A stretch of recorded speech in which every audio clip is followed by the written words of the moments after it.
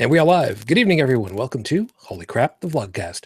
Vlogcast that comes from a skeptical point of view to answer some of the questions of why. This Vlogcast started as a combination of spite and the Streisand effect because, you know, you've dealt with those people too. Yeah, you try to listen to them and you try to hope that they're listening to you too. And yeah. Part of this is to follow through the old adage, sometimes the journey is more important than the destination.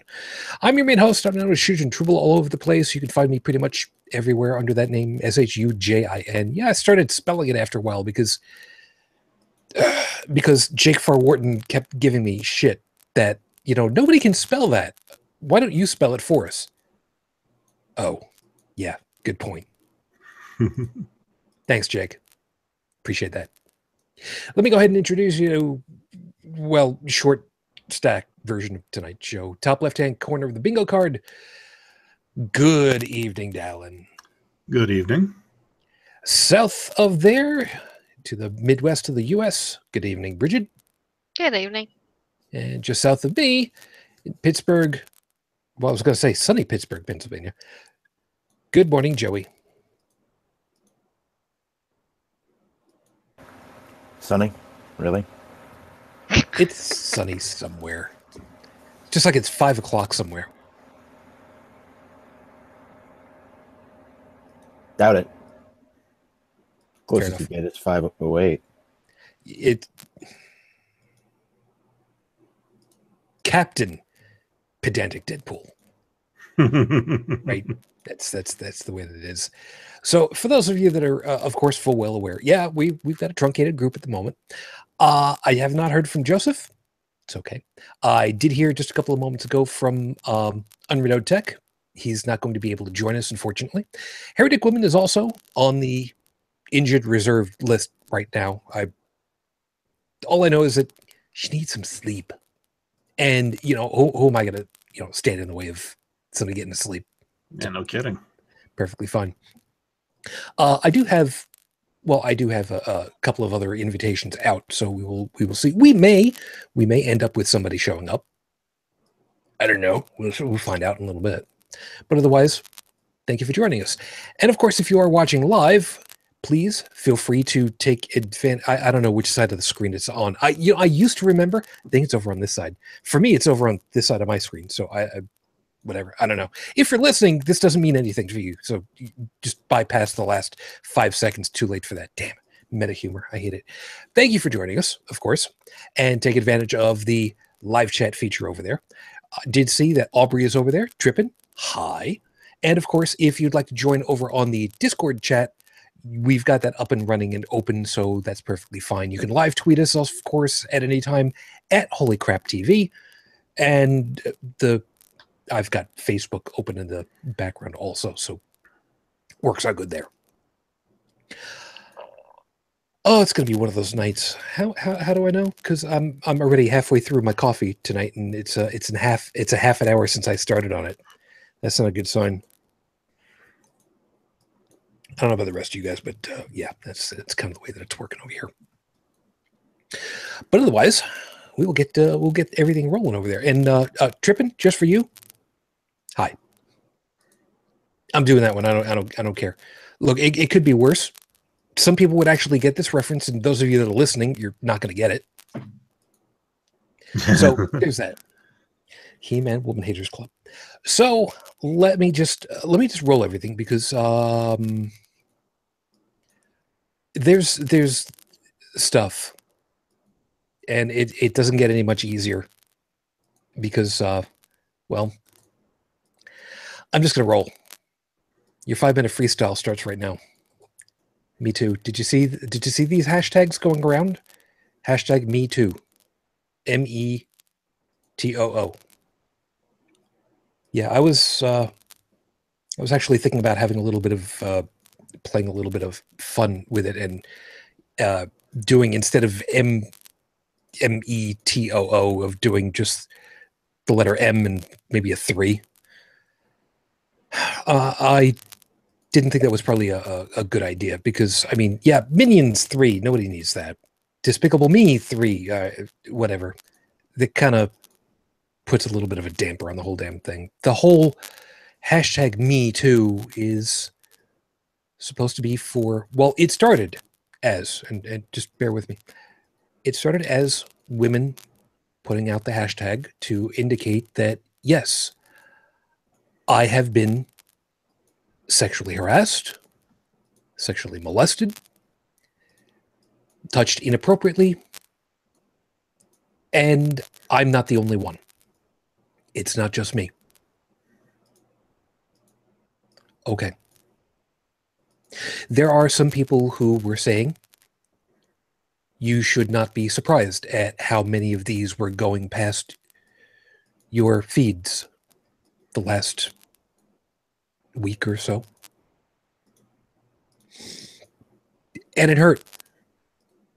It hurt a lot to see these, because in some cases, these status updates were just that. Hashtag Me Too. That's it. Nothing more. Just nothing more. And somebody had actually said, to go along with it, you don't owe anybody an explanation. You don't.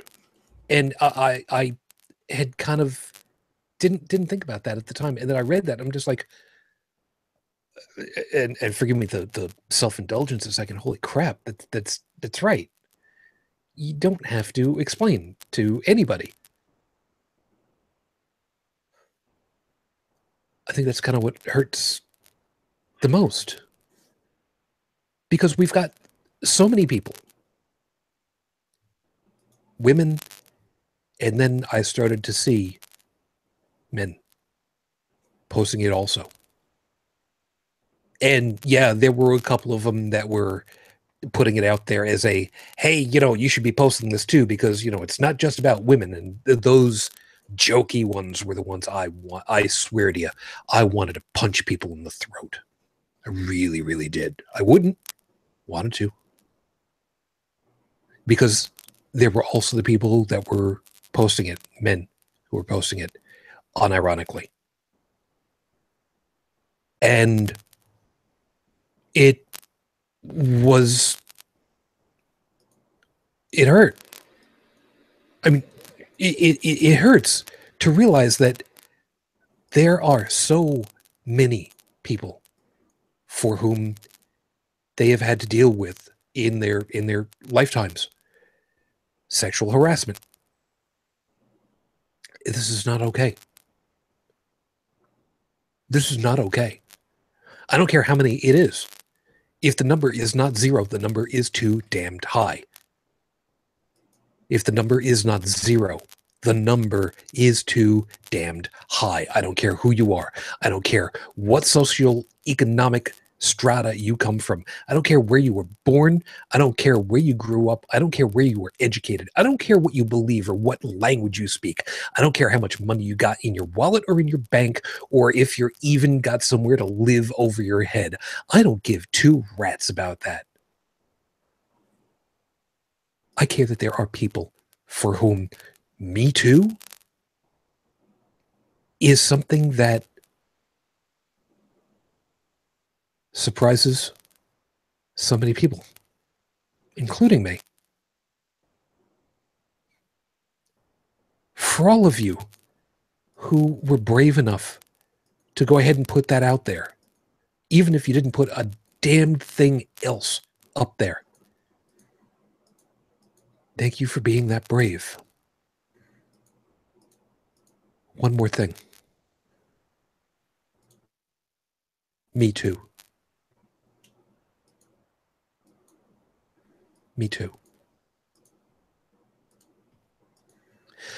This is episode 184 in the docket, Your Honor. What's your excuse now? If you looked over the information about this week's episode, yeah, we've had people who've been taking a knee at sporting events here in the U.S., and it's been such a kerfuffle for, was it a year plus at this point? And now we are getting more and more and more who are doing it because they think that it's the right thing to do. I'm not going to argue the point. I do believe that civil dissent is something that is worthwhile in pretty much any society. I don't care where you're from. But we're getting more and more that this is not contained to just sports in the United States. It's to veterans now who are doing, to sports teams outside of the United States, specifically the football team in Germany, who went ahead and did it not too very long ago, just within the last 2 weeks, if I remember right. Germany going ahead and saying, yeah, we're in solidarity with you guys over there in the US because racism doesn't have a place in this world and shouldn't. And we're with you. That's pretty impressive. But a little history is going to be involved because this is by no means the first time that there has been protest in sporting events. We're going to kind of talk about a little bit of all of that, but we will deal with that. Normally, Heretic Woman and I would kind of fill you in on what's been going on with Reef Badawi. Since she's not here, that responsibility basically falls directly on my shoulders, which means I've actually got to do work for a change. Damn it, woman. The hell is wrong with you? Thanks. Thanks ever so much. As usual, unfortunately, as I've mentioned, there is no direct information about Reef Badawi's conditions right now, which, as we've said before, is going to be much more the norm than not. So with no other information as of the recording of this week's episode, this is now 5 years, 4 months, 5 days since Rafe Badawi was unjustly incarcerated for thought crimes. Our hopes and our thoughts are still with you and your family. We're still hoping for you, man. So, protests in sporting events. Let's deal with the stuff that's recent, because we know full well that Colin Kaepernick is the one that really pushed forward for it in the National Football League here in the U.S. So I don't know. I don't know who's got information or wants to fill in with thoughts or opinions or anything that has to do with this portion of it at this point, before I start going into, near history and outside of the U.S. I'll go with a little bit of near history here, actually, to start with, because the dust up that this has caused with some more conservative folks has been interesting, to say the least. Everybody's screaming it's unpatriotic. These people are traitors. You should stand for the flag. And even the Cheeto in charge has, done what he usually does when things go wrong. He tweets about it. Diarrhea of the fingers. But before 2009, this wouldn't have been a thing. Because before that, teams would actually generally wait out the playing of the national anthem in the locker rooms. And then after the anthem, that's when they would take the field.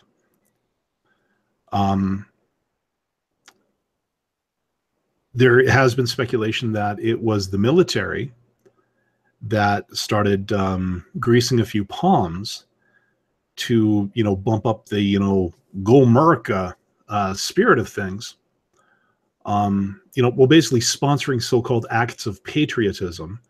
One of them being, now the players take the field and they stand for the national anthem, to stir that national pride and give you the Star-Spangled Boner that, the military likes people to have. Yeah, I know. I went there. Deal with it. No. The funny part of it is I can't argue with that. But what's really funny, though, is that Kaepernick originally was sitting down, and a veteran contacted him and said, asked, what the hell? And Kaepernick explained why. And he said, you know what, instead of that, take a knee. So he was allegedly actually advised by a member of the U.S. military. I can't remember if it was for Green Beret. So, okay, yeah. But anyways, yeah, was advised instead of sitting down, just take a knee by a member of the United States military. So to say that, you know, he was some kind of lone wolf in all of this, no, he wasn't. And I don't know. I've actually waffled a bit on my feelings of this. At first, I thought he was being, you know, like, oh, he's just looking for attention because he sucks as a football player. And like, since all this started, I don't think he's been signed. And there's been a lot of speculation that nobody's going to touch him. And that, now the insistence is that his record wasn't that good. You know, that there are better quarterbacks out there, that are better football players out there than he is. Personally, I think he did shoot himself in the foot.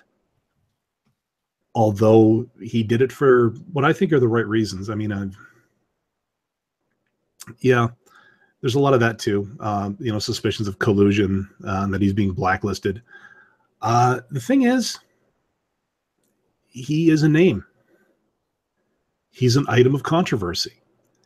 And any team that signs him now is going to feel the wrath of the fans who are against what he's doing. Even though what he's doing, like you said, mechanically, like it's protesting, it's civil what did you say? Civil disobedience? Well, that would be the right term. I forgive me. You know me, I don't script it out, so yeah, I know exactly what I said. Yeah, I just didn't. You will. Yeah, you know what? You when you go back to doing whatever little bit of editing you do, you will remember before I do. Well, yeah, but I just couldn't remember if civil disobedience, if that's maybe too strong a term for what we're talking about here. Well, technically, you know what I mean? It is, but I think yeah, we're really close enough right now. Yeah, we don't need to invent any more English language words because yeah, I already did that last week, right? Yeah, he's perfectly within his rights to do what he's doing. But unfortunately, it's an opportunity for either side of the political spectrum to spin it, which they've done. I mean, they've spun this like cotton candy, and unfortunately, yeah, I think as far as his professional football career goes, he's done. You know, I mean, it sucks, but you know, in that respect, he's a bit of a martyr for that. To a degree, yeah. And there's some people who have been yelling and screaming about the whole he is within his rights, he isn't within his rights. This becomes a real sticky because you got to kind of deal with your employer. Now, your employer can be a dick about it. So yeah. But that being said, yeah, Joe. Sorry, go ahead. I can just put it to rest right now. You want to argue whether he's in his rights or he's out of his rights? He's perfectly within his rights, and I will explain to you why. Because under the same premise, you know, they tried to argue, oh, well, you're not allowed to burn an American flag in protest. Actually, yeah, you are. And you know why? Because I fucking fought for that right. I personally don't burn a flag. I don't personally feel that one ought to burn a flag. But am I in any way going to tell somebody they cannot express their freedom of expression, guaranteed by the First Amendment, for which I have fought and bled and watched people die for? And literally died yourself for. I don't really count that too much because, let's face it, it's not a permanent kind of thing. Well, maybe not. Bergie, I am not. And if you get that reference, good on you. Mm-hmm. But plain and simple, freedom of expression. Now, typically, it is referenced as freedom of speech, freedom of the press, freedom of religion, blah, blah, blah. In all cases that this has been taken up by the Supreme Court, it has been pretty much put under the umbrella term of freedom of expression, which will not be infringed by law or by individual. Well, wait a minute. In other words, what I mean to say is, someone can go ahead and disagree with you, but the second that they physically try to stop you from, expressing yourself in a peaceful manner, is a step too far. Okay, before we get any further than that, I have to disagree with you on this one. If it was legal channels, as I've understood it, that is something that you cannot do. But somebody trying to yell down somebody else, citizen to citizen, that's well, again, two First Amendments going after each other, basically. Yeah, and if he wants to go ahead and call you out on it, that he can do. But at the moment he tries to physically stop you, as I had said, that's when he's in the wrong.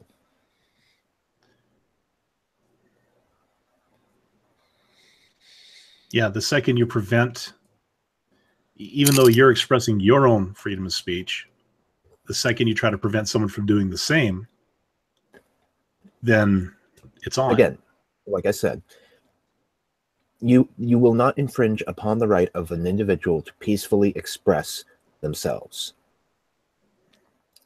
If somebody's taking a knee and you suddenly grab them and you yank them up to their feet, that is no longer peaceful. Well, Bridget, you're our other vet on the panel at the moment. I was actually trying to see if I could get somebody else to pop in. I think that he probably went to sleep.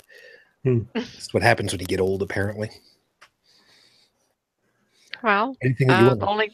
The only thing that I can add, you have the right to protest in any manner that you choose, as long as it's peaceful. But unfortunately, sometimes that also has consequences. As far as employers can be jerks and retaliate. And it doesn't help things that Cheeto and Cheap is trying to get the quote-unquote employers of these football players to fire them for participating. Well, and this article where I referenced the 2009 thing, there's a quote here from NFL spokesman Brian McCarthy. He confirmed that the practice of the players standing for the anthem started in 2009, but he added, and I quote, "As you know, the NFL has a long tradition of patriotism. Players are encouraged, but not required to stand for the anthem." So the NFL is under no obligation to enforce players standing for the anthem. Now, I can't remember. I think it was the Steelers. They all stayed in the locker room with the exception of that Villanueva guy who, came out thumping his chest, I'm an American for the anthem. But the thing is, the Steelers are actually going back to what the teams used to do before 2009. So, I mean, it's not like they're breaking any laws. They're, and they are expressing, and the reasons behind it. I'm seeing more and more of it. I'm understanding a lot of it. I will still disagree with a lot of people who scream it at the top of their lungs because what they're claiming, I don't think exists at the level that they think that they claim it does. I don't believe it's systemic. I don't believe it's institutional. But it's there because I think it's almost more cultural, which really gets sticky because that means you actually got to deal with the people. You can throw as many laws at it as you want, and they've thrown laws at it. They've been throwing laws at it since the 60s. But it's up here. It's got to change. Oh, yeah. You know, I mean- telling people that you have to treat everybody equally. Well, yeah, okay, on paper you can do that. Officially, you can have. You know, anybody can go apply for this particular job, provided they're qualified for it. That's great, regardless of, you know, race, creed, color, whatever. But if you've been brought up in a household where daddy is using that N-word all the time, or mommy's been using other derogatory terms all your life, that's part of your culture. And changing that's tough, and that takes time. But it also takes education. It takes, you know, the ivory trade. I want to use this one because I think it's relevant. You see where I'm going on this? Just trust me. No, I know where you're going on this one. Just Yeah. do it a quickie to get Yeah. Joe so he doesn't lose his track. Okay. Poaching animals for their ivory. Ivory is considered valuable because the culture of wanting it was there.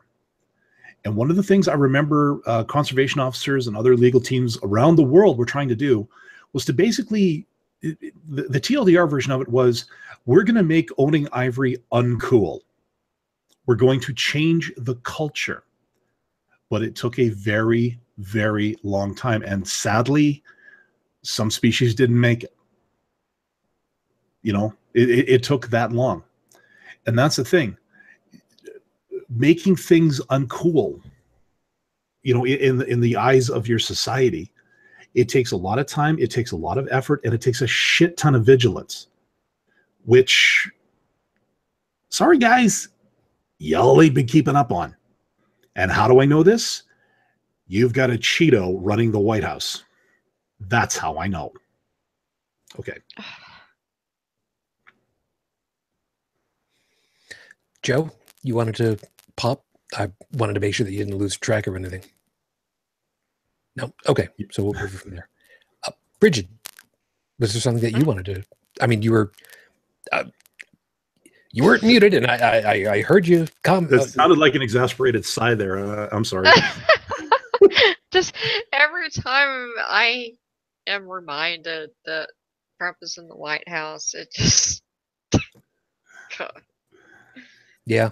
Yeah, but you know, I know I'm kind of what Joseph said on the show a few weeks ago about, you know, how this all sort of came up. It really resonates.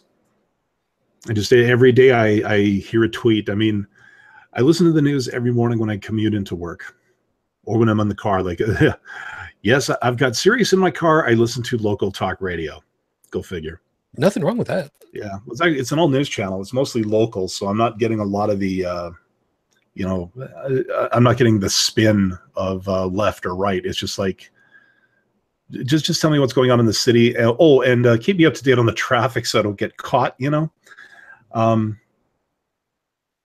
But yeah, every day there's the Trump tweeted. I can make a drinking game out of this and destroy my liver in the process. Just from how many times I would have to drink. Like this is Constantinople levels of consumption. Don't. No, we're not. No. I know. But I just wanted to give you an equivalent, something that, you know, you could refer to. You know, there's some people who know exactly what's going on right Yep. now between us. And Yep. you know what? Those of you that love that particular live album from They Might Be Giants, congratulations. Yes. And those of you that survived when that particular song plays, my respect. Mm. And my sympathies. So, like I was saying, there is history that goes along with protests in sporting. And there is one area in sporting that had traditionally been very apolitical, at least when it was started. The original Olympics, when they were founded You were at war. The Olympics came up. You stopped the war between city-states. Nobody was allowed to fight. You came in. You competed. Admittedly, it was only men. And there may have been cheating, but at the same time, it was as level a playing field as possible. You went swimming. You competed in swimming. You were nude. You competed in wrestling. You were nude. I don't know about any of the other stuff, but it was man to man, literally. And there were no politics involved. It was who was the best. And that's all it was. It wasn't about city-states. It was about who was the best. Yeah. And as a matter of fact, there was... Go ahead. Sorry. It's just the Olympics were fashioned as a grand tribute to the gods. So that's why, whenever they come up, everybody would, declare a truce if they were at war, and the truce would last until the end of the games. And I think the only one where they weren't technically naked is boxing, but that was back when they'd wrap up their hands and then put them in freaking gravel and broken glass and stuff like that. Yeah. I actually took a course on this in university, ancient medieval history, where we talked about the Olympics, and apparently there was one case that they talked about where, believe it or not, Sparta said they were too busy to participate, and they got fined pretty heavily as a result. And if you can make Sparta kowtow, then it's important, at least to them at the time. And you said everything was predominantly male. How many thousands of years ago was this? It was what it was. We can't change it. So, Yes, and I make no bones about that. No pun intended. It's that it was what it was. It was for the warriors more than anybody else because they were the most physically trained. I mean, yes, were there women that fought? I would not be at all surprised. Do we have as much information about it? Not as much, because the fact that we have what we do is nothing short of a miracle. In a lot of respects, yeah, absolutely. Now, only because Joe brought it up, let's just a little bit of a historical context. What basically was Sparta? Sparta was I believe the proper term would be a democratic monarchy. Or no. I think that was Athens, actually. No, they were a proper democracy. Oh, okay. Sparta had kings. Yes. But they had the kings also had a council. And, the council can make decisions and say, for example, Leonidas, we don't want to go to war. Well, fine, then I won't go to war. I'll just take 300 bodyguards and go for a stroll. For a couple of 20 miles or so. Yeah. Yeah, and Spartans, as we know full well from the fictionalized accounts, although from what I've understood, not that very fictionalized. No, really. They were as brutal as you've heard. There have been stories where the children were set loose, and basically they were disavowed of everything until they came back. Basically, like a survival thing. Yeah. Well, they were at least somewhat egalitarian. Women were respected among the Spartans because good, strong Spartan women give good, strong Spartan babies. And they were considered the heads of their households because the men were full-time soldiers. Yeah. That was the only thing they did. Now, of course, Sparta also had slavery. I don't remember the word for the slaves that they had, but that was it. That was all you did as a Spartan male citizen. You were a soldier 24/7. Yeah. And again, going back to the history courses I took, there was one story that I was told. One of the Spartan children was caught allegedly stealing a fox, I guess, to eat because, well, they're on their own. And he stood there before his accusers, arms crossed, with his cape, concealing the fact that he actually did have the fox gripped underneath the cape. And he flat out denied that he had the fox and would not move, would not budge. The fox was clawing at him and eventually killed him by spilling his guts. But that Spartan kid refused to move. It's like it was a brutal upbringing for these people, but it was their culture. They were taken from their families like at the age of 6. Mm-hmm. Something like that. They were put into what is effectively boot camp. But instead of lasting for 9 weeks, it lasts for, let's see. I forget when they were considered to be adult men, but many, many years. Yeah. At least like 10 years. During that 10 years, they spent their time training, fighting, which was encouraged by their teachers.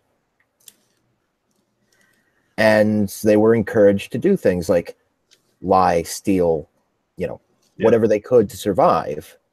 And if they were caught, that's when they would be punished.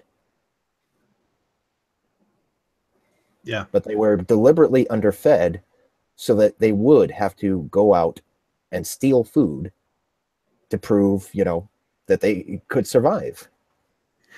Yeah, Bridget, to kind of go along with this one also, the stories that I recall were also that newborns were checked over, inspected, and made sure that they were healthy in whatever respects that they could figure out. And if we're not, I believe the term was dashed upon the rocks. Or left to the wolves. Now, even though this is something that we would abhor and do abhor societally, this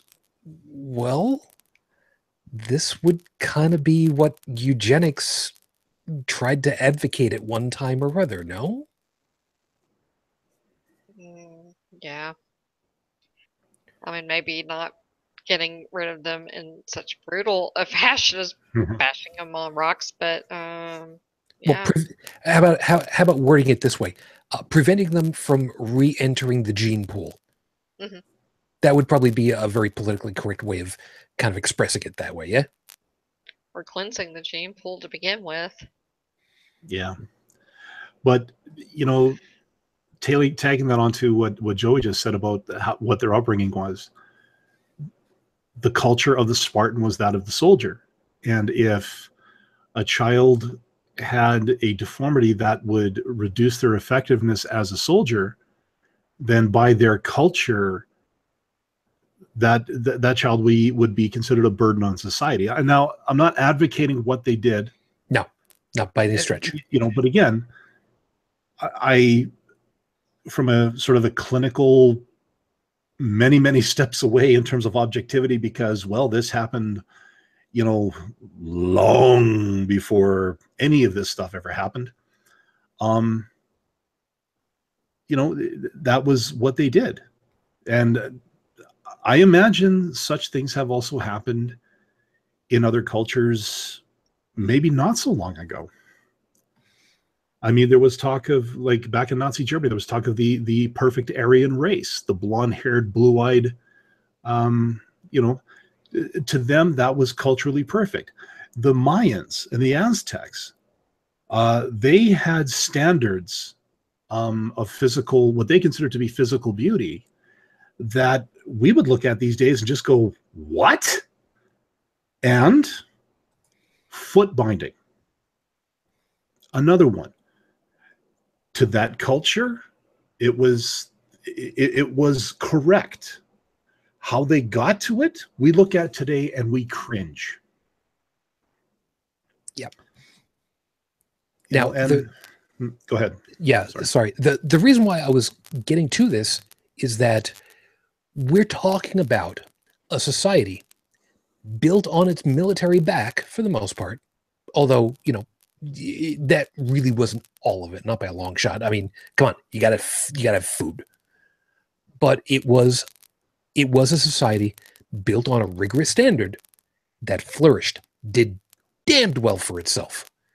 I mean, let's face it, even though it's been fictionalized with the movies, they are in many ways considered some of the most successful militaries. So if you can, for the Olympic Games, go ahead and say, yeah, you're too busy to participate or to stop fighting or whatever it is, whatever bullshit excuse you got. Yeah, no, you owe money as a forfeiture because you're not playing by the rules that everybody else is, because culturally, we want everybody to be on a level playing field and being nice for a short duration. Can you please? That takes some balls. Yeah. But when you are many, now I can't remember if the Olympics started before or after the unification of all the city-states into Greece. I don't know. I could probably find out. But the thing is, if it was before, then the alliances probably would have, like, maybe not steamrolled Sparta, but definitely dropped their numbers a fair bit. And if it was unified afterwards, well then, okay, yeah, then you've got charters and constitutions and all that stuff to deal with. Now, the other thing I remember about Sparta is the Peloponnesian War. In particular, the siege of Athens on the part of, I believe it was Sparta. There was, like, Athens was sort of a cultural and technological center back in the day. You know, they had aqueducts. They actually had running sewer. Like, they actually had ways to transport waste from your home to somewhere else. Unfortunately, when the town, or when the city was under siege, that stuff didn't quite go away as easily as it used to. And a lot of people got very, very sick. And there was a historian, Thucydides was his name. And again, I know this because I had to write an essay on the guy for university. And he had an account of the Peloponnesian War. And he was in Athens. He survived the plague that happened. But he saw a nation tear itself apart from the inside. Well, because as soon as when you strip away the comforts and everything, what you're left with is you almost go feral. You know, you have the id, the ego, and the superego. Back then, they had what was called physis, which is the id, and nomos, which is basically the ego and superego. Now, ego and superego are ego is you as an individual, and superego is how you fit into society. But id, that's lizard brain, that's instinct, basic. Everybody went back to basics in Athens. Religious rites for funerals? No, screw it. Throw another body on the pyre. Water. Oh, that old lady's got water, but the guy doesn't. Yeah, old lady's going to get her neck broken because it came down to survival. The city tore itself apart, and he documented all this, and it was. There's a reason they say war is hell, folks. Yep. By the way, just really quickly before we go ahead and slide on to a little bit further about this, Aubrey came up with a piece of information. Yeah. Because Stephanie had said that there was record of at least one woman participating in the original games. And Aubrey came up with, and my pronunciation is probably going to be horrific, but Kiniska. somehow or other. Okay, show off. Thanks. Appreciate it. So, Kinishka, daughter of King Akadamos of Sparta, and I'm quoting from what was written, was the first woman to be listed as an Olympic victor in antiquity. Her chariot run in the 4-horse chariot race in the 96th and 97th Olympiads, 396 and 392 BCE, respectively. Now, here's what I find terribly amazing about this. Won twice, which means the first time they could have impersonated and gotten away with it. The second time, well, what's the expression? Fool me once, shame on you. Fool me twice, we invade. I could be but the other part of that, daughter of King Archidamos of Sparta. Yep. I'm willing to bet she walked up and said, I'm going to compete. The Athenians said no. The woman went, I'm going to compete. And they went, okay. Well, there actually are quite a few cases where a female had disguised herself as a male and competed. However, the downside to that is if they were discovered, generally speaking, the punishment was stoning to death. Yeah. Again, she's the daughter of royalty. I think even back then they had a sense of, might not be the best diplomatic move to do that. Probably not. Now the reason, sorry, if she was, I was going to say, if she was disguised, maybe she ran the disguise twice. Could be. This might not have been the heroic storybook ending where she rips her disguise off and goes, "Look at me, I have boobs." It just could have been, what, I did it once. Let's see if I can do it again. That could be, and I can well imagine that the king would have been, look what I did. That's my kid. Like you can imagine after the fact going, guess what, Athens? Yeah. They could have just gone ahead and said, look, even our women are better than your men. And, in any case, the point of it, though, is that originally the Olympics were not supposed to have been for the glory of the city-state. As Joe mentioned, it was supposed to have been for the glory of the gods. Mm-hmm. And the winners came away with laurels on their heads, literal laurels on their heads, and very little of anything else other than bragging rights. Okay, cool. You know what? Congratulations.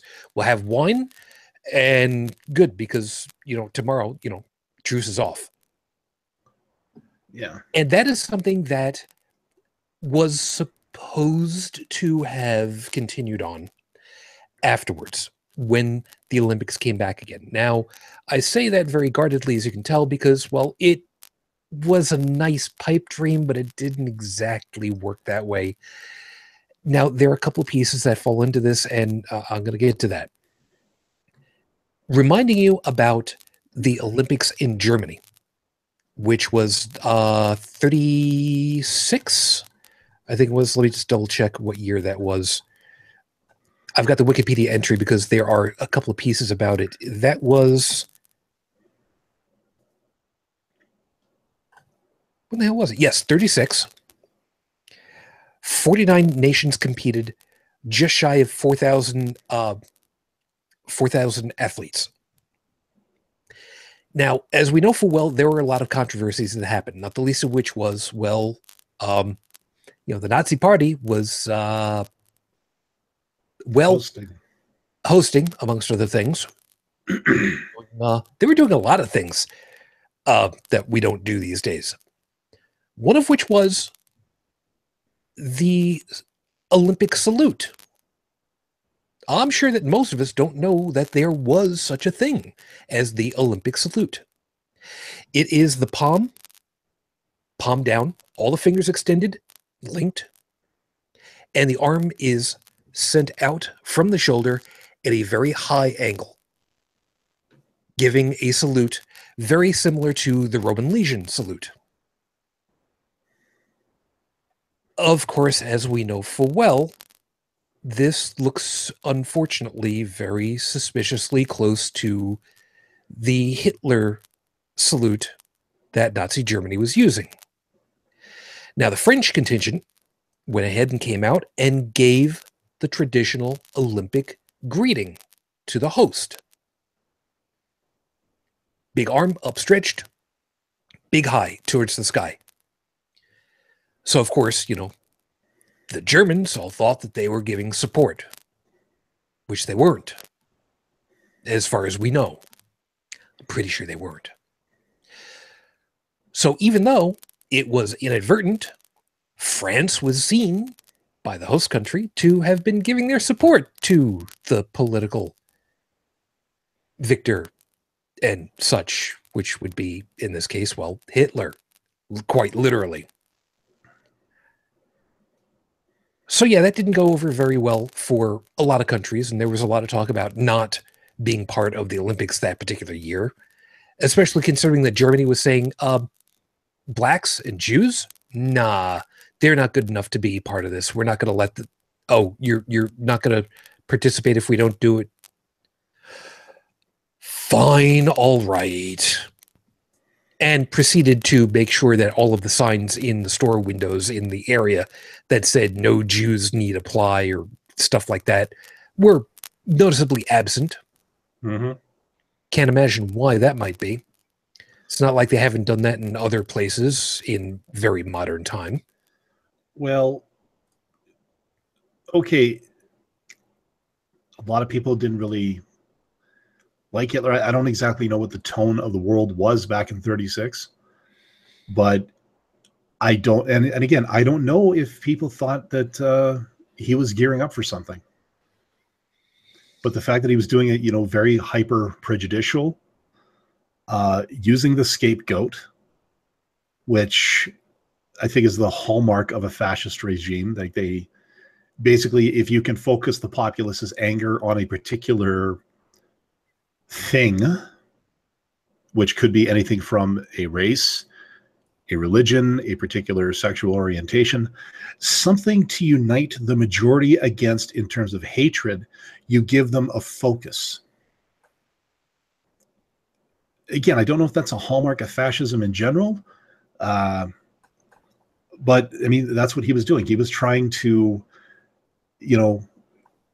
pick Germany up by the bootstraps to, make Germany great again, if you will, because they got spanked after World War I. Economically, they were pounded economically, and Hitler's philosophies and political maneuvering seemed to be at the time the best choice.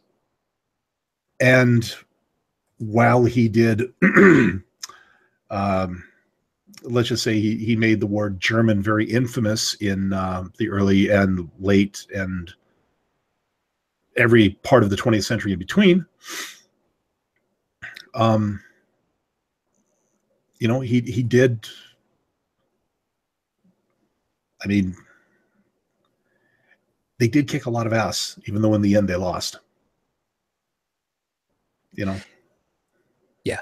Now, getting back to 36, we know full well that there are a couple of pieces of the 36 Olympics that were highly politicized. Not the least of which is, what I'm talking about at this point. But here in the U.S., we know full well one of the biggest upsets was the proverbial spanking of the superior Aryan nation, Yes. track and field, by one Mr. Jesse Owens. James Cleveland Jesse Owens, who unfortunately died in 1980. He won big in the 36 Olympics. He won big. He beat, as a black man, and I say this because, you know, at the time, this is how it was.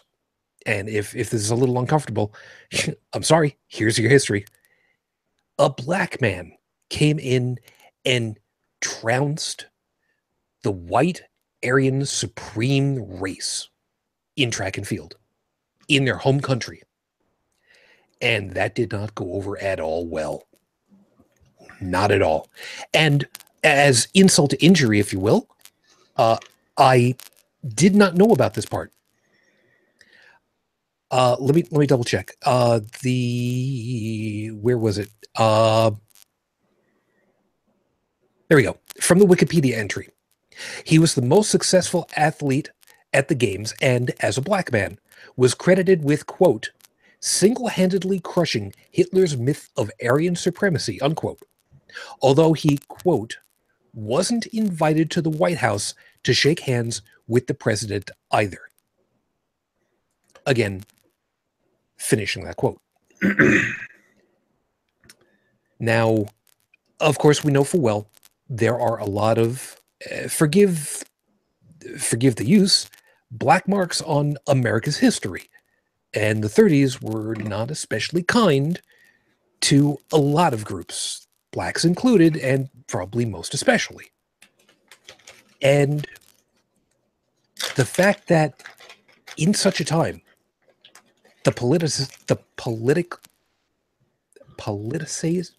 Politicization. Yeah. You know, it sounds so much easier when you say it in French like that. I appreciate that. the way that it played out, basically, you know, it's like, look, I went out there, I did my thing because I did my thing. I didn't do it for you, but you know, a little recognition would be nice. You know, Yeah. thanks. But again, that goes back to culture. Yeah, it does, unfortunately. And Big time, unfortunately. Like, okay, imagine in the 30s, the president of the United States being seen shaking hands with a black man. I am pretty sure at that time, that president would have been up for impeachment. Because that was the tone back in the day. And a lot of people say, well, that's the tone that it is now. I will disagree with that on a lot of levels. But again, I'm probably getting a little bit too far ahead here. But Maybe. And forgive me, I'm actually grabbing a picture to share because I did not think to grab this picture ahead of time because I'm an idiot. Nothing new. hey, look, if we actually rehearse this show, Oh, dude, are you kidding me? if we rehearse this show, we'd never have gotten this far because it would look too much like work. Ain't that the truth? Okay. Application window. There's what I'm looking for. Thank you very much. For those of you that are watching, you full well understand and know the image that I just dropped up on for you. The 1968 Olympics Black Power Salute. Tommy Smith, John Carlos lifting their arms, and Peter Norman standing with them. Now, this is one of the most iconic of pictures in sports. These guys went out there and they put on one glove each. And as I understood it, there was something about their shoes where somebody had lost a shoe or couldn't find their shoe or whatever the hell the thing it was. There is a statue of them, and I've forgotten where it is off the top of my head, but I know that it is recreating this moment where people can actually stand with them in solidarity, even though this is now, almost 50 years later. But there's a piece about this that I did not realize. This was not a Black Power salute. This was a human rights salute. They were not saying we as Black people are not worthy. They were saying all people, no matter their color, are worthy. And it's easy enough for people to misconstrue, because exactly for the same reason as the original Olympic salute. I mean, how do you differentiate between a 45 40 degree angle with your arm versus 65 degrees up for the Roman Legion salute that the Olympics were using? I mean, how the hell do you tell the difference apart, other than being actually trained in knowing what the difference is? Well, and yeah, so that goes to education, and like what you just said there with that photo, my first thought was, yeah, it was a type of Black Power salute. But if it was actually a human rights salute, if that's what it actually meant, hey, great, that's awesome. I like what they're standing up for. But all it takes is one person to scream Hitler, or scream this or scream that, and people will follow that. And then you get people who say, you know what, if we keep that going, if we keep that narrative going, then we can continue to further our cause, whatever that might be. So then they proliferate it, knowing full well that it's a lie, but also knowing that how many people are actually going to look up for the truth of it. And well, if anybody does say that, we can just call them this, that. We can say that they are everything that's wrong with the universe, to borrow a quote from last time. Yeah, that using the quote again, hyperpolarization. See, the worst part about it is I hate that that's what it's become. Now, admittedly, back in the 60s, the 70s, the 80s, the 90s, we didn't have access to the technology that we have today. Of course, we didn't have access to the level of information that we've got now. Yeah, you've got good journalists who would have gone ahead and written up and explained and said, okay, this is what happened and this is what they're doing, and here are the quotes from people and the people that they grew up with and taught them and know what's been going on. And but then you've got to have people to want to read these things too. Yeah, but nowadays it's all dim likes, dim clicks, and now the headline has to shock you, and it doesn't matter if it's true or not, because 99% of it now is clickbait. Well, I don't know that it's necessarily 99%. I would like to think that I'm not quite that cynical yet, but yeah, it's a lot of it. It's a lot of it. But I'm not disparaging you on this one at all. But the number is uproariously high, and just it. You know what? Hold on a second. Hold on a second. Bridget, yeah, follow me on this one a second. We are close to the same age. Close to.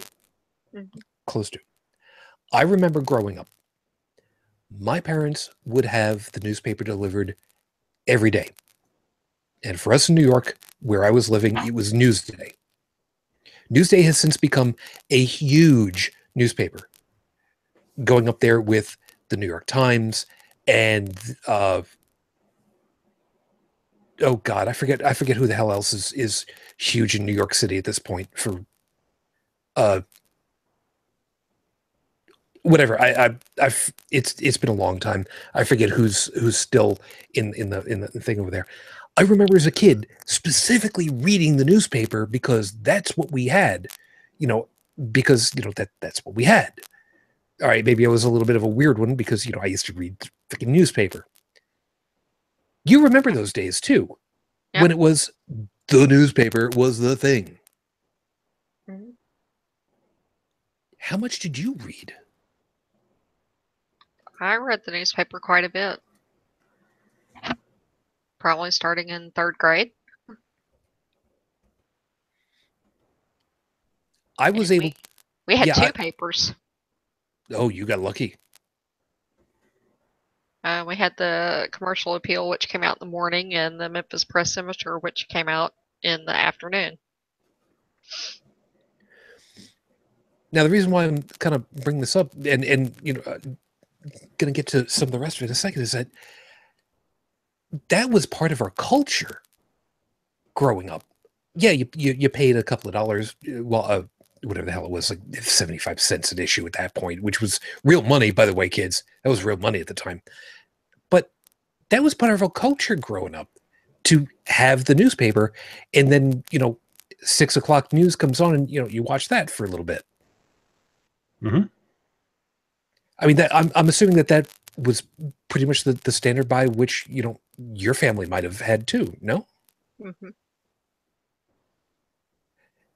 And it was, how do I basically put this? The opinions were confined to the op-eds. They were confined to specifically the opinion or the commentary sections on TV. In the paper, there was a section specifically for commentary or op-ed or letters to the editors. Exactly. And we knew that there was a difference between the news, the journal, and the opinion pieces that were put out there. Looking back on it now, Bridget, I mean, I haven't read a newspaper in a very, very long time, and I'll admit it. But these days, so few outlets are actually doing news and journalism the way that we grew up on, where it's just, here are your facts. Mm-hmm. And I blame the 24-hour, you know, quote unquote news cycle for that.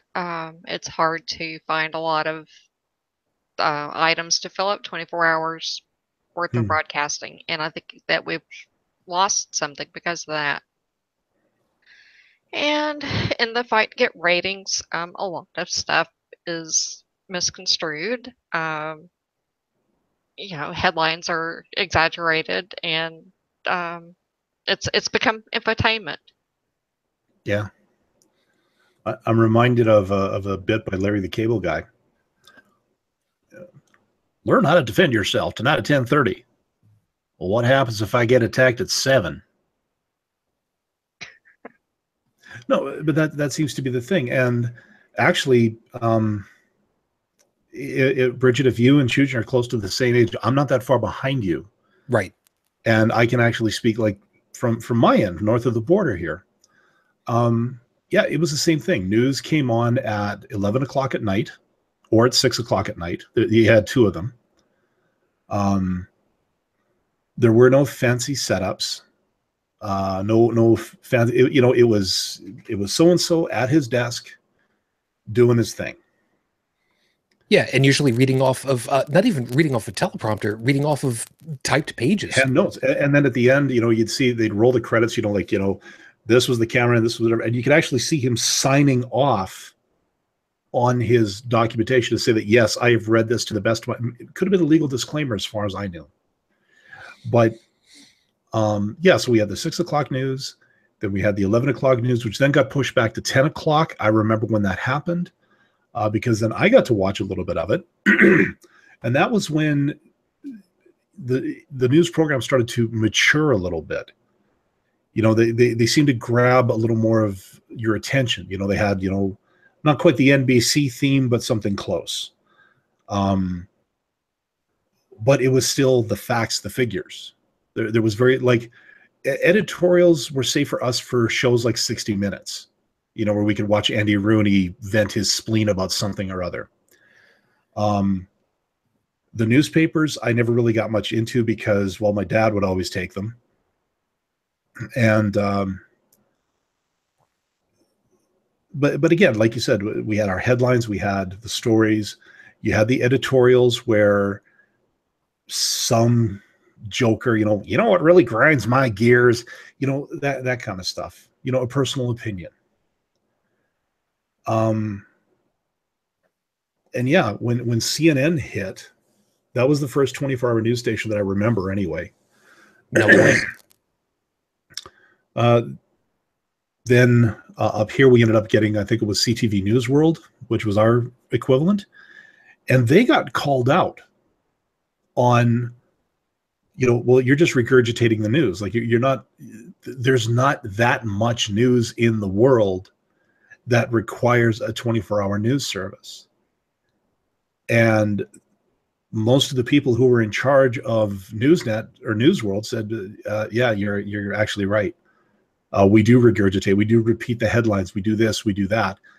And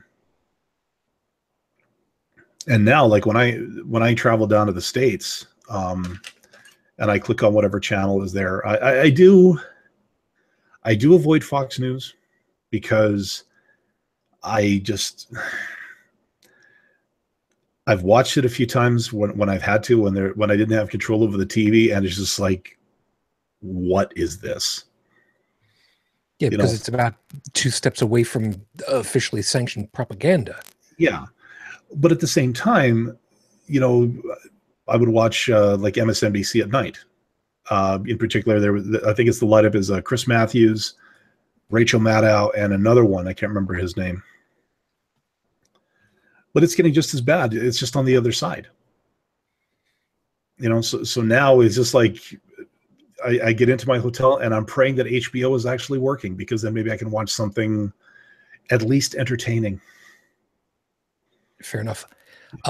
Joe, I wanted to kind of slide over to you, not because of an age disparity, but because of the fact that you spent time overseas while you're in the military at the time, and the military has its own news service.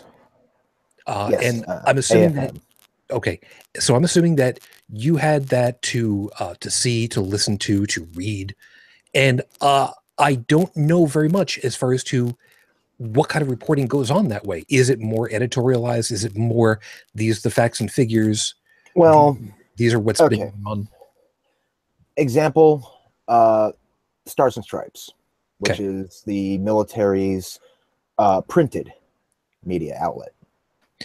Right. And as an aside, by the way, just before you go, the only reason I happen to specifically know about that is because, well, I remember from MASH that they always talked about, the Stars and Stripes being the printed newspaper that they had at the time. And we're talking about Korea, so it's been around for a long time.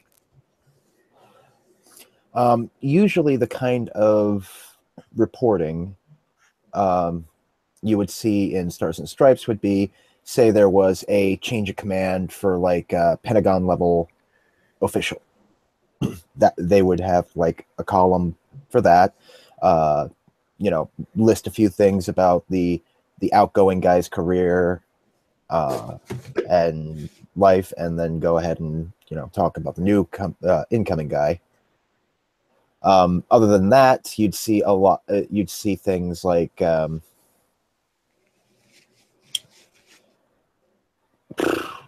almost like you would expect to see in a training manual, almost like little segments where they kind of remind you of certain training periods that you might have had, or certain equipment that we're moving into. For example, Blue Force Tracker, which was essentially soldiers with Wi-Fi strapped to their heads, more or less. Sorry, I got a really bad visual there. My bad. It's not as bad as the one I was thinking of. I was thinking of the Vietnam vets with the metal plates, the ground plane antenna on. But pretty much it was all in-house stuff. Keeping soldiers informed on changes or anything like that. Now, granted, it was diversified for different theaters.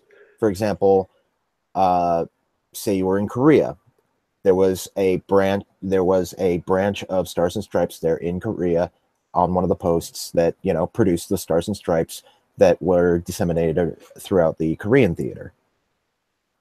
And they would also contain things like, by the way, there's going to be a big protest on such and such date in such and such area. Kindly stay on base. Things like that. Pertinent issues. The video outlet, as far as military media goes, is called AFN, or Armed Forces Network. You can get a taste of it if you have certain cable packages that include what's called the military channel. And usually that's going to be things like military history. They'd have like segments that you would expect to see on like the History Channel or something like that, you know, back when it actually did history. But as far as reporting goes, again, it was mostly the same kind of thing. New technologies, new ideas as far as training goes, changes of command, stuff like that. It was all just in-house material. And, you know, now and then they would also have segments from like the USO included, or they, and there was on the printed side, there was like, almost like Dear Abby segments. Advice. Well, advice, and also, you know, they used it in a way for like, say you've got family members in the rear who get in touch with the rear echelon. Usually it's the troops from a particular unit who stay home, you know, oversee the logistical side of what your unit does. And they also serve as human resources for, you know, contacting family members, for example, if you get hurt and such. But, you know, they would also work it the other way around, where family members could, you know, like go ahead and send, like, you know, the okay, not the Dear John letter. Dear John letter is entirely different. Mm-hmm. But you get the idea. They could send well wishes that way, and, you know, they go ahead and include it in the little segment and print it, and that way, you know, you get little snippets from home. But as far as to when it came to political issues or, you know, cultural issues, you pretty much didn't see any of that in Stars and Stripes and on AFN. It was all business. It was all in-house. We didn't bother with that kind of stuff. Okay. The closest you would see to it would be, you know, if there was an election cycle coming up, they would go ahead and put little reminders in there that, you know, as a soldier in uniform, you don't have a political affiliation, you represent the United States Army, keep your political opinions pretty much to yourself. Don't go to a voting booth in uniform, yada, yada, yada. Okay, fair enough. So now that we've kind of dealt with how the news cycles have played out and how politicized non-political areas have become. No, that's right. I said that right. And how sports wasn't and now is, I guess probably one of the last questions that we need to deal with is,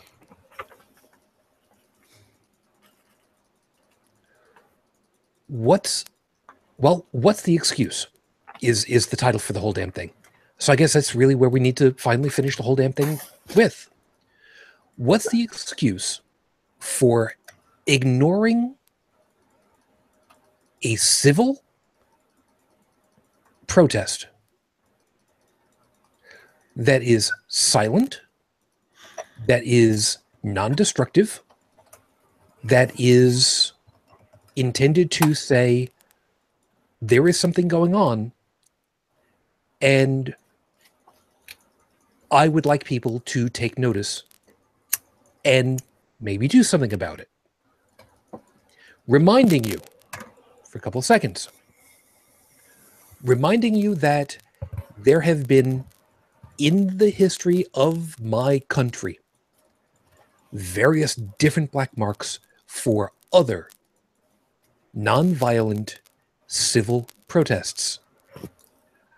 I give you as an example, 2. The buses through the South that were firebombed.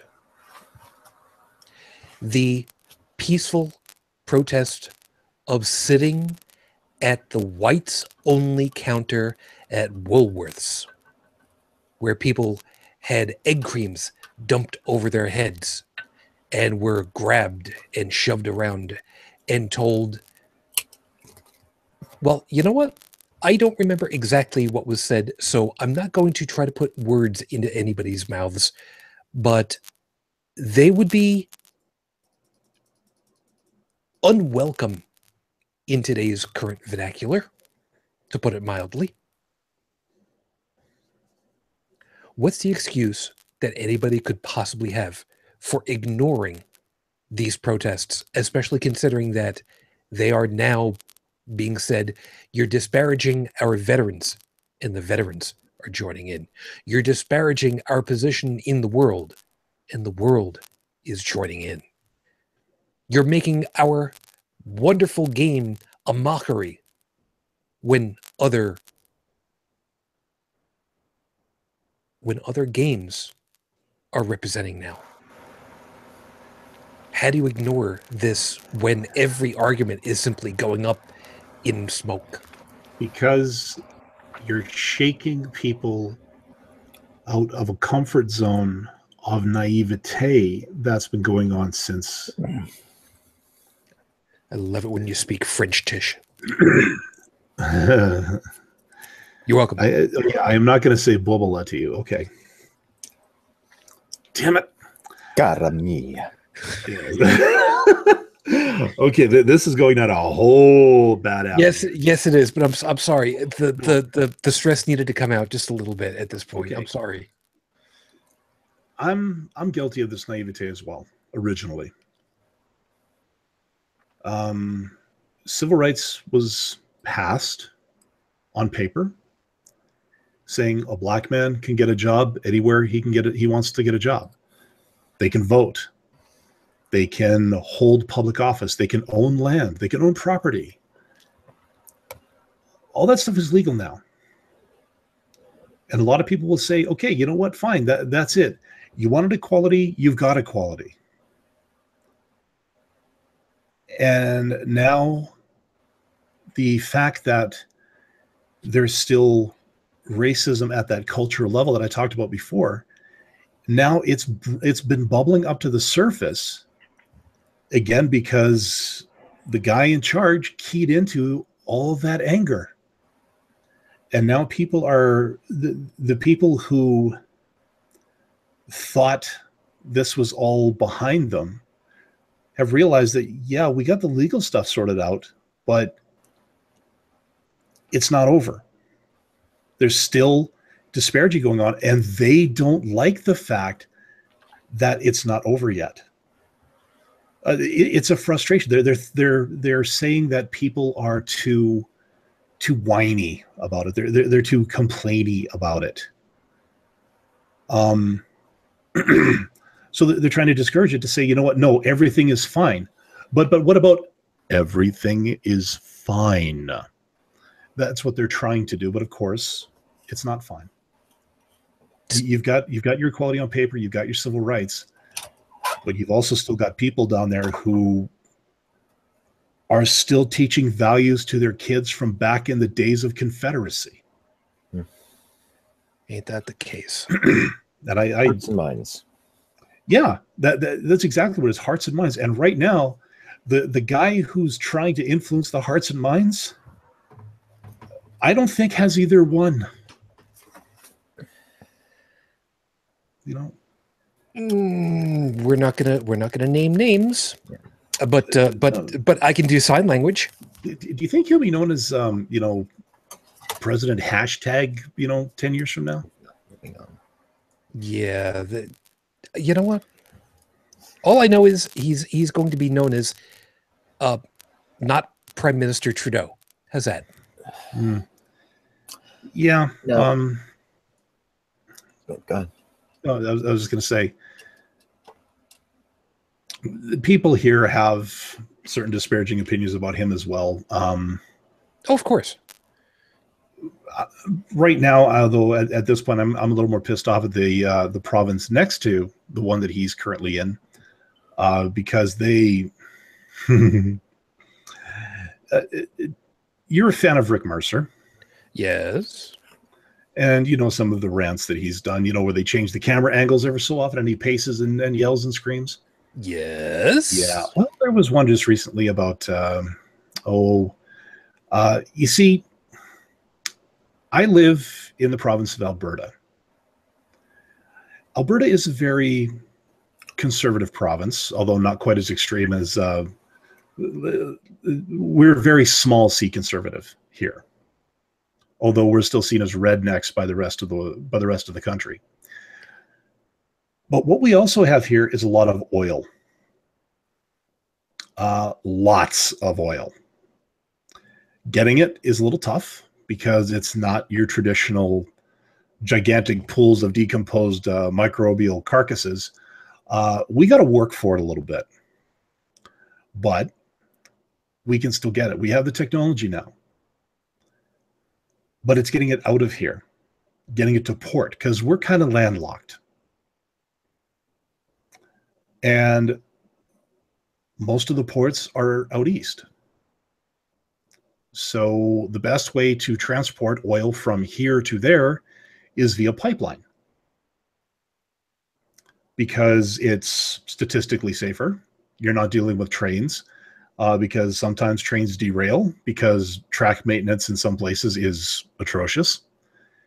And we've seen train accidents where, let's just say some stuff comes out of those cars that you're kind of like,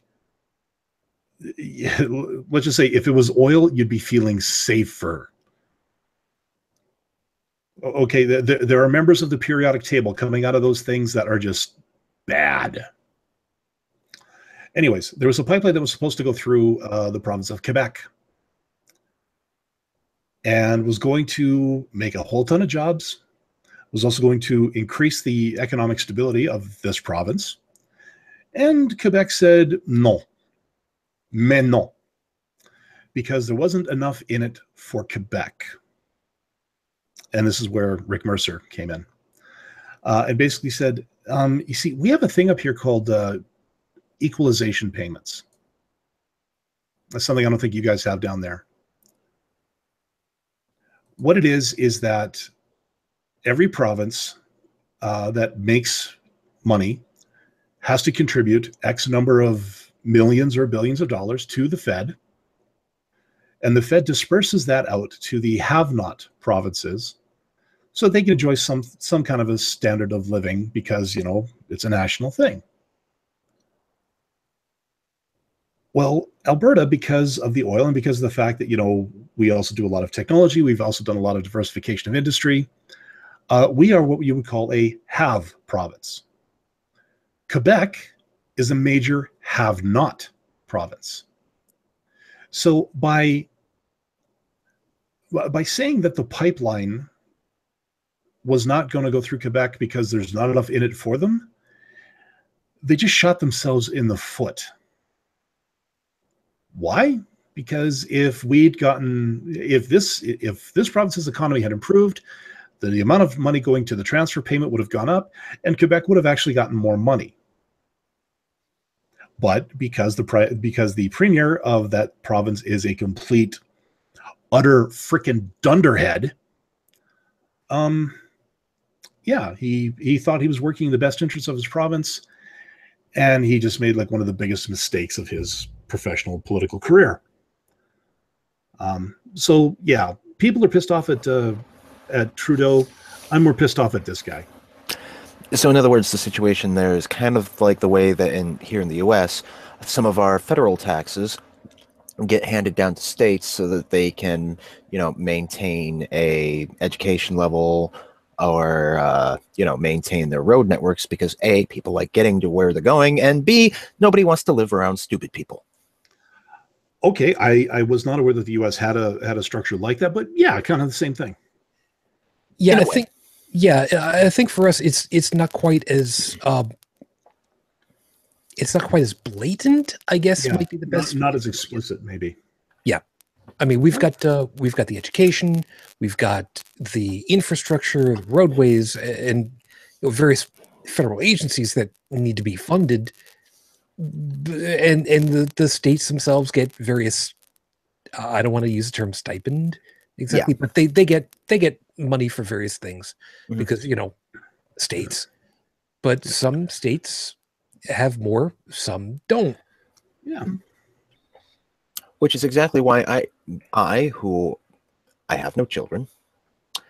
I don't even have a working vehicle right now. But I still have no issues with paying taxes for schools and roads. A, because I like to get where I'm going, and B, because I don't want to be living around stupid people. Yep. Ain't that the case? Yeah, but again, it comes down to that culture thing. That niggling little thing that people are set in their ways, have been for my granddaddy was this way and he got along fine. Yeah, and that was 100 years ago. The world has changed. Yeah, if memory serves, didn't that granddaddy die from smallpox? I'm pretty sure that's what it was. Yeah, or cowpox or plague or syphilis or something that was cured. Something that we would have cured were it not for Andrew Wakefield. Anyways, topic for another show. I admit. Don't do this to me now. But no, yeah, like I said, people are being busted out of their comfort zone with Kaepernick and everything that's going on. And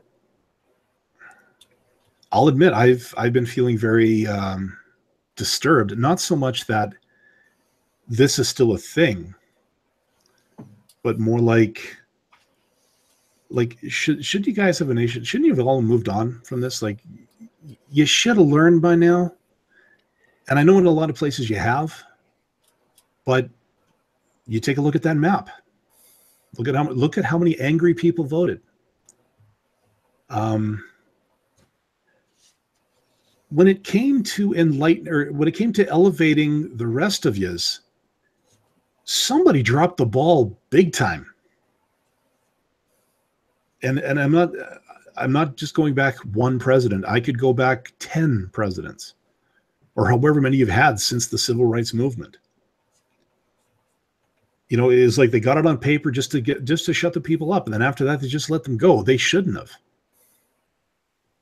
They should have made racism as uncool as ivory is now, but they didn't. And it's a responsibility for every citizen, every American needs to make that conscious choice to say, you know what? No, this is not the fashionable thing anymore. But they didn't. And now this is what, to me, like speaking as an outsider, this is what I see. Basically, the lack of will, lack of determination to actually stomp this out has now come around to bite everybody in the ass. And that's why you're seeing it. That's why you're dealing with it right now.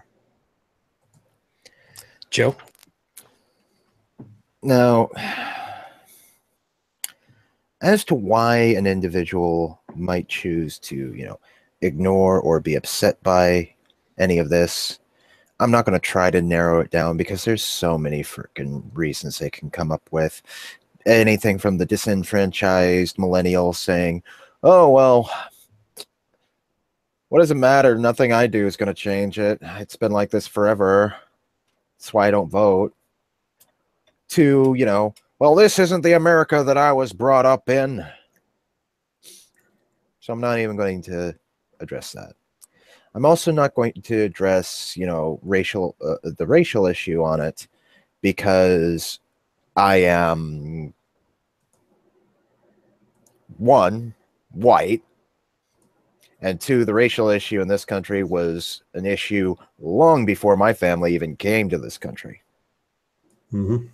What I will address are all the individuals who are standing up and white knighting for the veterans with all this bullshit of, oh, well, you're disrespecting the veterans. Look, I've been to war. I've been shot at, stabbed at, blown up at. I'd like to think I can handle things myself pretty damn easily. And I also like to think that I know what the fuck I have to say without somebody else having to put words into my mouth. So, white knight all you want. Let me put it this way. I've been through the shit and dealt with it, and I sure as fuck don't need your protection from someone's peaceful protest.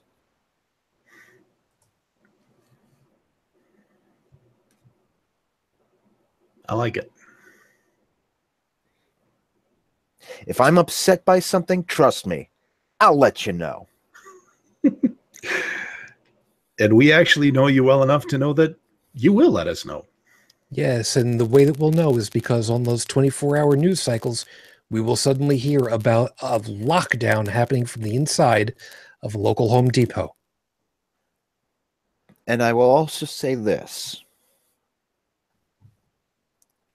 For you to insinuate that someone is disrespecting me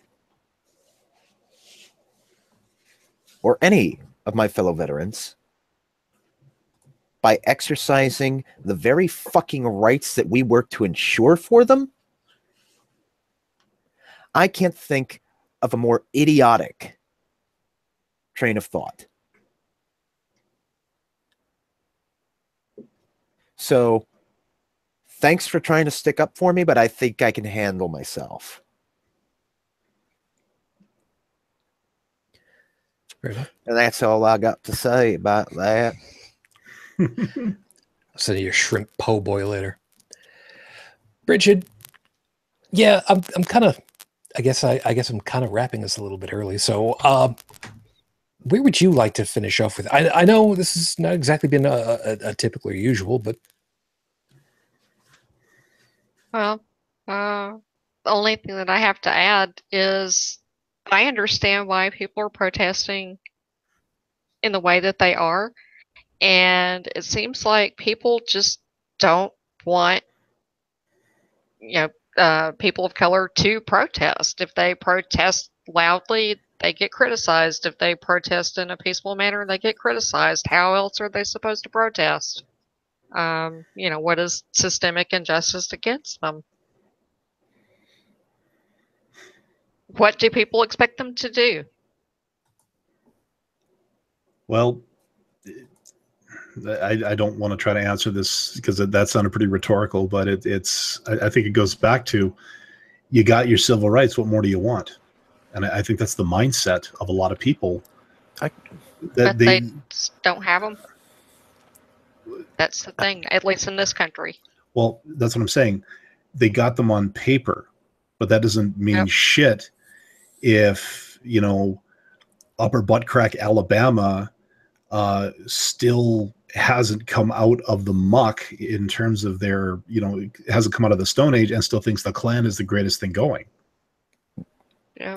That's what I'm saying. Like, you've got the laws of the land, but if a large segment of the populace chooses to not obey it or do whatever they can to skirt it because of their own personal prejudices, that's where it sits, I think. My answer for your question is that well, we just want them all to fall in line.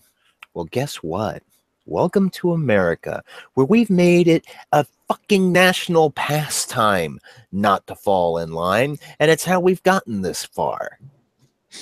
It was good enough for us in 1700s. It's good enough today to go ahead and buck How do whatever you like goddamn- your tea? In the harbor.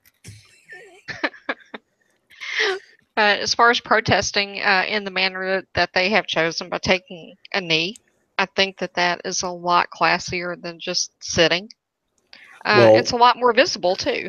Yeah, and I think that's why that one veteran mentioned that to Kaepernick, because you I kneel think it's before. a very classy way to protest. Well, and I'll say this, and again, speaking of someone who's not from the military, but you kneel before the grave of your fallen brother or sister.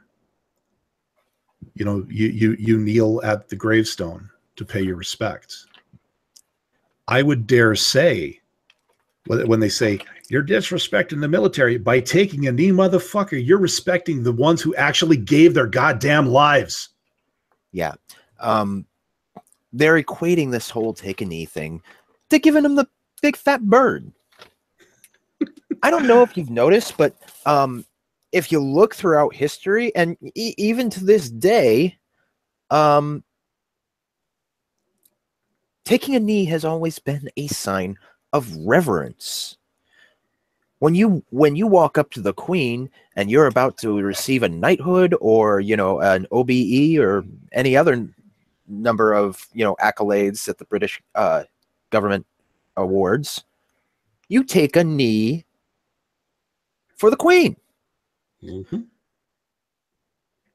They are not disrespecting the national anthem.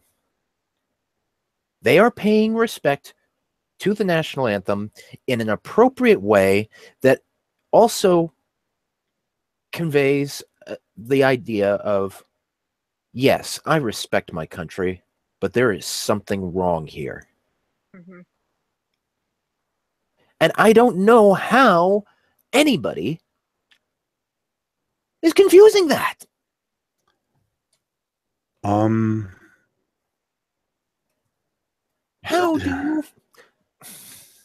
do you confuse it? You wear your red hat 3 sizes too small, and it cuts off the blood to your brain. to quote, That's how. Quote The Sopranos, how do you fuck that up? At which point 45 goes, hold my beer. Yeah. Well, and I think the obfuscation there on their part is disingenuous. Oh, hugely.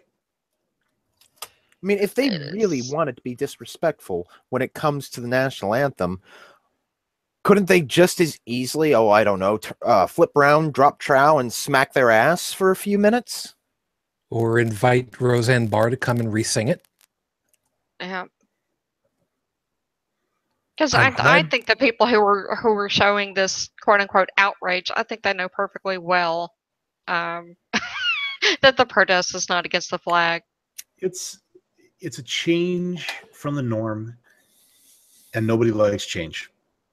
And especially, and again, these days, in the days of hyperpolarization, it's now to the point where the term racist has been co-opted to mean everybody who doesn't agree with my purview. It's either you're with me or you're, again, everything that's wrong with the universe. And so nowadays, when you hear the term racist, a lot of these people who might understand why people are taking a knee are just going, oh, it's some leftist thing because they've co-opted the term. It's an Sorry. acknowledgement that there is something wrong in our country. Yeah. But that can't be right because America's so goddamn star-spangled perfect. And it's Yeah. okay for me, so why isn't it okay for you? Yeah, the Star-Spangled Boner again. Yep. Yeah, it's again, I agree. I think there is something very wrong with racial relations in the States. how it's being addressed right now, okay, people are taking the knee, so awareness is being raised. The question remains now, instead of what's your excuse, it's what are you going to do about it? The troops, quote unquote, so to speak, are getting fired up. You've elevated the knowledge, or you've raised the awareness. You've elevated to the point that yes, it is now in the conscious mind of a large portion of the American populace. So now what? Where do you direct that? How do you turn that energy, that hype, into focus to actually get something done that everybody can say, you know what, you got a point, let's do this? Because I'll tell you right now, putting this shit out on something like MTV to say that it's uncool, it ain't gonna work. I think that's about where I'm gonna almost close you up. Bridget, was there anything that you wanted to say with no other interruption at this point that you didn't yet hit? Nah. Very eloquently put. Wow. I have a way with words. Yeah, you do. 5 points. 5 very simple points to close it with. Item number 1. You want to talk about protest and still valuing? When I was working at a bank, you could sign the back of a check. You could endorse a check to be deposited into your account and mark by your signature, quote, under protest. I am accepting this money, perhaps from an employer, but I am accepting it because I have to, not because I want to. Maybe there is something going on that you don't agree. Perhaps you might otherwise be in the middle of a legal battle with your employer, and you have to take this money because if you don't, you lose your house. But if you don't say, I'm accepting it under duress, they could turn around and say, well, you took the money, so everything must be okay, right? No. You can value something and still protest it. Item number 2. You want to talk about disrespect to the military? How about this? How about giving them what they ask for, but at the cheapest possible price point? Everything is made by the lowest possible bidder. When was the last time you went ahead and bought a car by the lowest possible price point? Because it was the most economical. If you can afford a BMW in the hot desert areas, but you get a Honda because it's cheaper, which one's going to survive better? I guarantee you, in the desert, fucking BMW will beat a Honda over the long term. Well,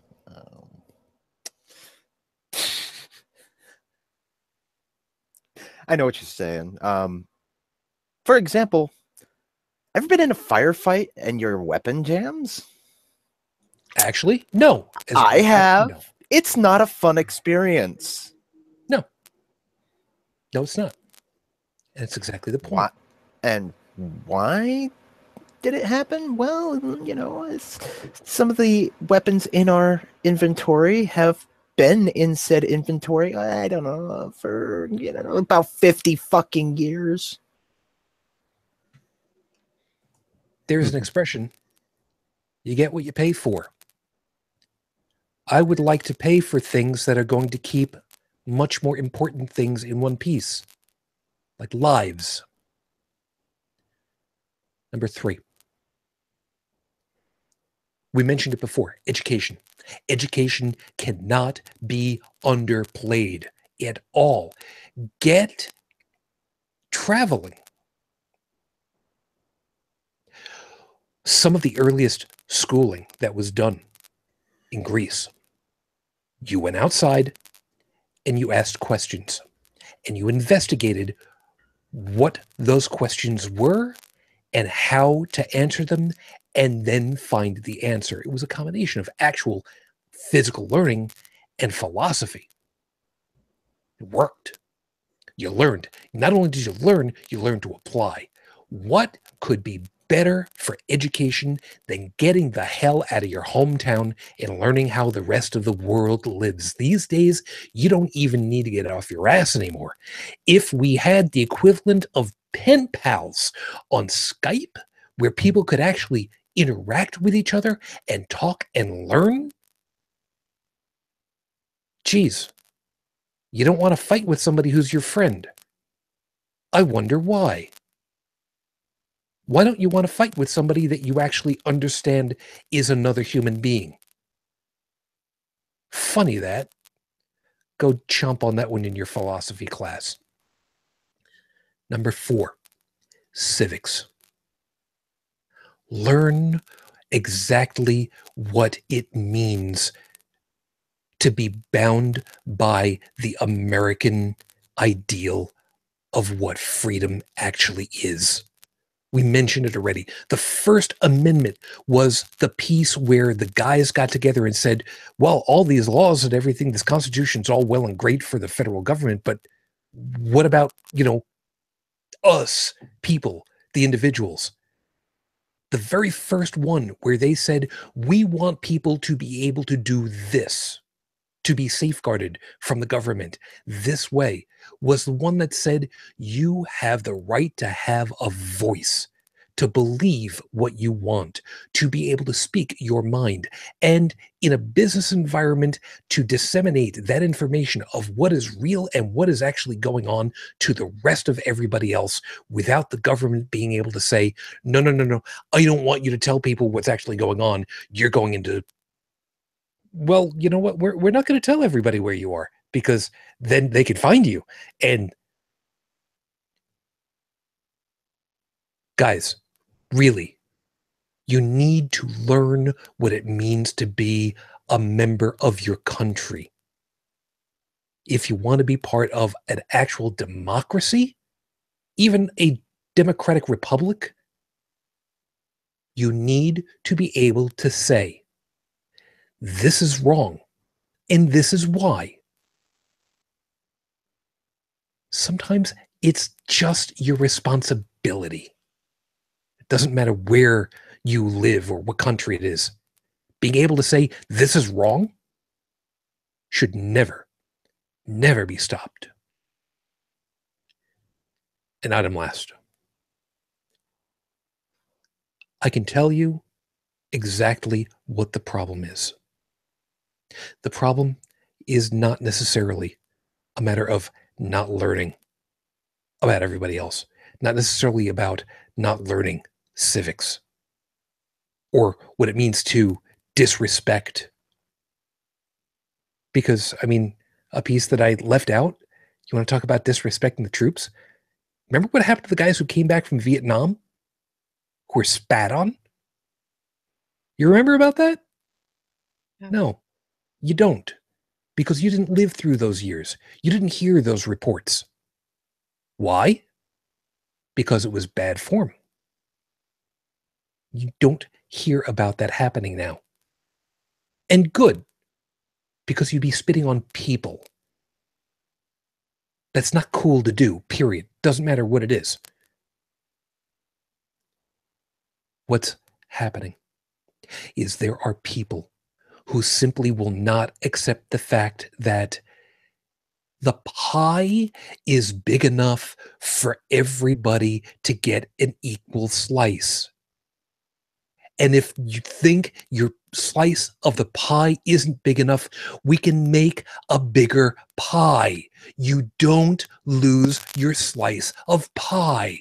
Let everybody have a slice of the pie. You're not losing out. Stop whining that you're going to lose out on something. And it doesn't matter if it's marriage equality, because your marriage is going to be, nothing happens to your marriage. There's more pie to go around, and everybody's getting an equal slice. There are plenty of jobs to go around, and plenty of money to go around, and plenty of opportunities to go around. If you stop hoarding all of the pie, we can make enough pie for everybody to get an equal slice. But you keep kicking people away from the table because you don't think that you having the pie is enough. You got to keep this crumbs for yourself too. Why? Doesn't make any sense. You sharing the pie is not going to change the fact that you've got enough pie. We can make more pie. Stop preventing that from happening. Everybody can be fed. Everyone can be helped. You don't lose anything by helping the people that have been statistically shown to not have enough pie.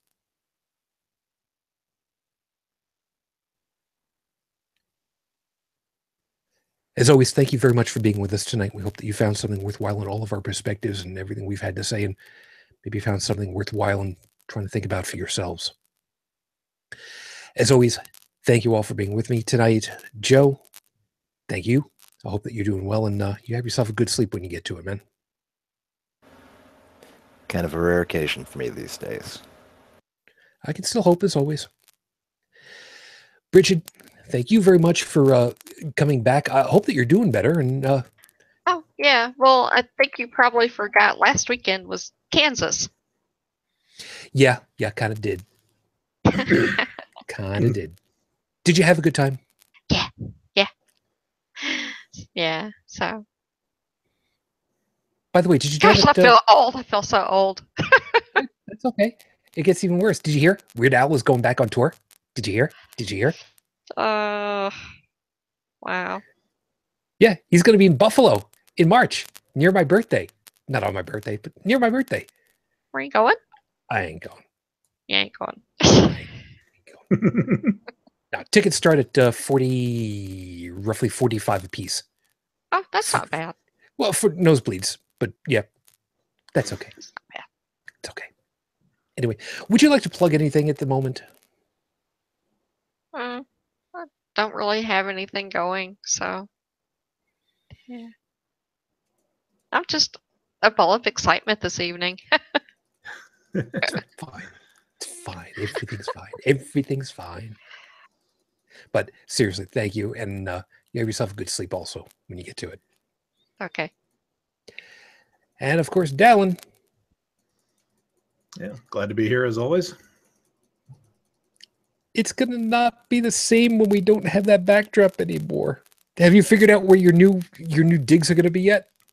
Well, I already know. I know what the rooms, the backdrop is probably going to be about the same color. And I'm going to have to start with these basic sound panels that I have in front of me. The ones I want to get do cost a fair bit. So I need to, I have to put a few pennies away for that. But yeah, it's going to be, might be a little sketchy for the first couple of weeks, just as I'm trying to get things sorted out. Let's see. There's this weekend. Let me do a quick check here. Yeah, next week I won't be here because my desk will probably be in pieces by then, as I'll be ramping up to to get myself out of here. So, and I said my desk is not coming with me because it's a great big pile of heavy. And the fact that I got to do 2 hairpin turns to get anything up the stairs means something as unwieldy as this. No, I will not subject my friends and family to this atrocity ever again. So, yeah, I have retrieved. Let's see, where is it here? Yes, from my toolbox. That will be the instrument of this thing's disassembly, so that I can get this thing out of here. And then it's a quick call to a junk dealer to show up with their little 3-ton truck and get rid of all the stuff that I can't do anything else with. So basically is what you're saying, that you are registered at IKEA and you're welcome to have anybody come and help you. Funny thing that, well, no, like I said, I got friends and family that are going to be helping me move this stuff out of here. And I actually have a line on a desk from Amazon, which is actually cheap enough. Well, it's cheaper than anything I've seen at IKEA, and it will actually serve, it'll do what I need it to do. The fact that there's no sort of back panel to it, which means I can hook my mic up here nice and easily. The computer will actually be under the desk this time instead of on top of it. No more fan noise. So it'll work.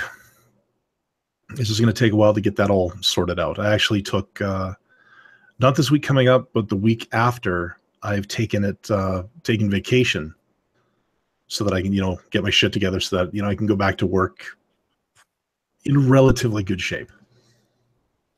Hey, Bridget. Mm-hmm. Mm-hmm. What do you think? How many drones do you think it's going to take for Amazon to deliver his new desk for him? How many drones? Let me see, how big is this for me? At least 4.